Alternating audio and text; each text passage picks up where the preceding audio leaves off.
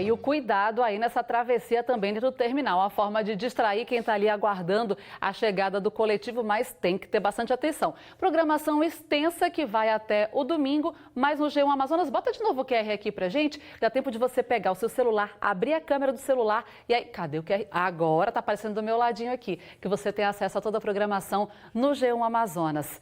E por hoje é só, gente. Obrigada pela companhia. Amanhã a gente se encontra de novo. Até lá. Boa noite.